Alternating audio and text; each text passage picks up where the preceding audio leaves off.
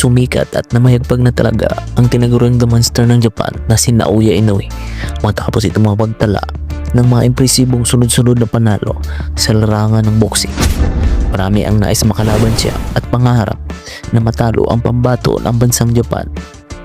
Ngunit alam nyo ba mga idol na munti ka nang matigil sa pagbuboxing at masira ang karera nito bilang isang profesional na boksingero nang dahil lamang sa isang Pinoy na boxer na ito? Walang iba ang ating pambato na si The Filipino Flash, Nonito Donaire.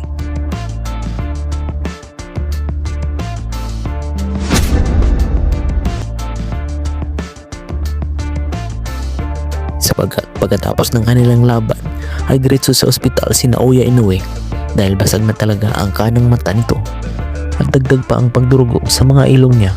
Ngayon mga idol ay muli nating balikan ang napakagandang laban na hindi malilimutan sa kasaysayan, ang labanan ng bansang Japan at bansang Pilipinas na kung saan binasag ng ating pambato ang kanang mata ni Naoya Inoue.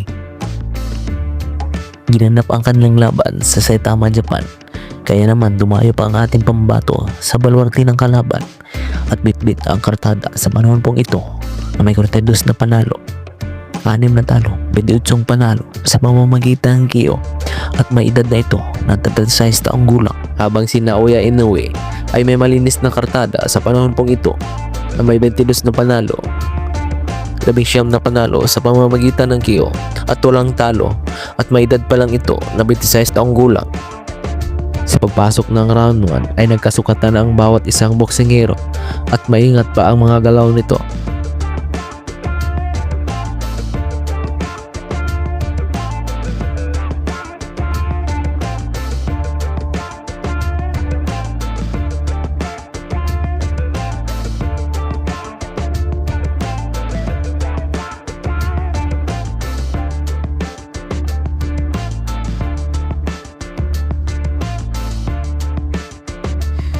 Pagdating ng second round, dito na nga nabasag ang kanang mata ni Naoya Inoue. Kaya naman umiwas na ito at umatras. Dito talaga natin makikita na matalino talaga si Naoya Inoue pagdating sa mga pangyayaring ito.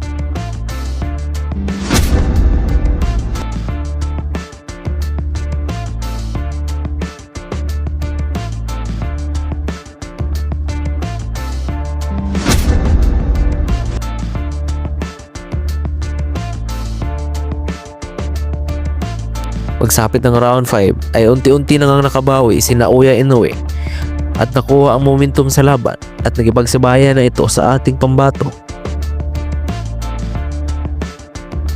Pagdating ng round 8 ay tumitindi na nga ang pinsala na tamo ni Naoya Inoue matapos ito matamaan ng mga power punch ng ating pambato.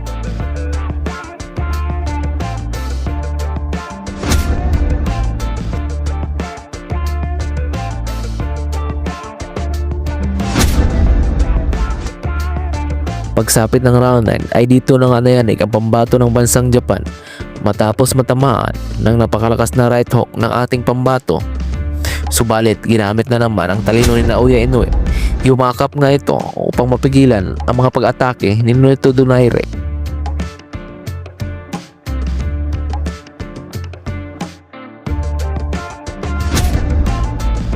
Pagdating ng round 10, alam na ni Naoya Inoue na unti-unti na ngang naubusan ng hangin si The Flash Donaire.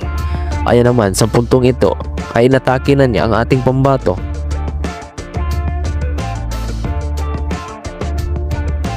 Pagdating ng round 11 ay bagsak ang ating pambato matapos kumunikta ang body shot ni Naoya Inoue.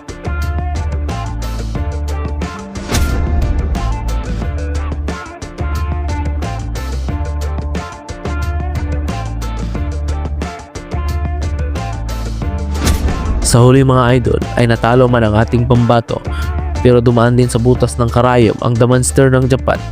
At ayon nga sa mga balita ay dinala agad sa ospital si Naoya Inoue upang magamot dito ang basag na eye socket at muntikan na itong mabulag. Kaya naman maraming mga boxing fans ni Naoya Inoue ang nalungkot sa pangyayaring ito, lalo na nga po ang bansang Japan. Baka ito na daw po ang katapusan ng boxing career ng pambato ng bansang Japan na si The Monster Naoya Inoue.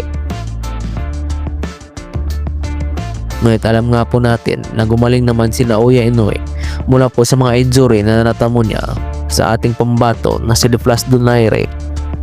Kaya naman mga idol ay sunod-sunod na lumalaban sa ibabaw ng luna si Naoya Inoue at nakapagtala ito lahat ng panalo by a knockout.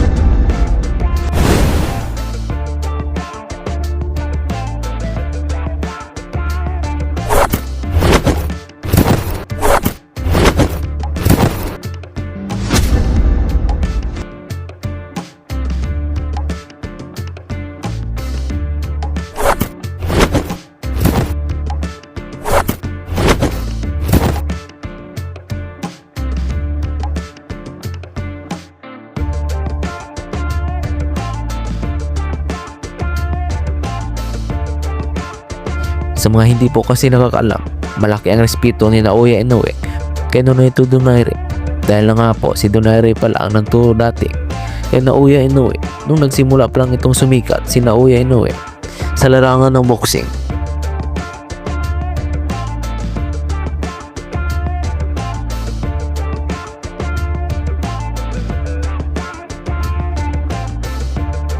Pero itong nakikita niyo po ay si Naoya Inoue at si Nonito Donaire. Ito si Naoya Inoue yung sumusuntok at yung humahawak po ng bibag si Nonito Donaire.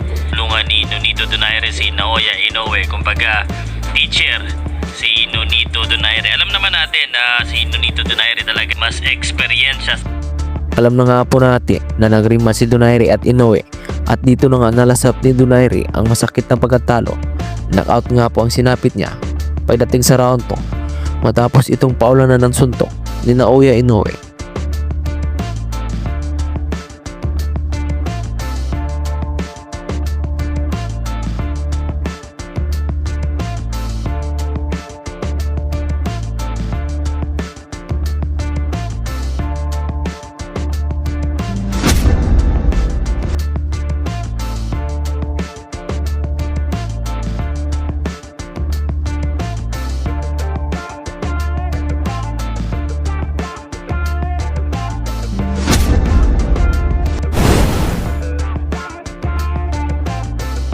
Gayon pa man, malaki talaga ang respeto ni Naoya Inoue sa ating pambato ni Nonito Donaire hanggang sa ngayon.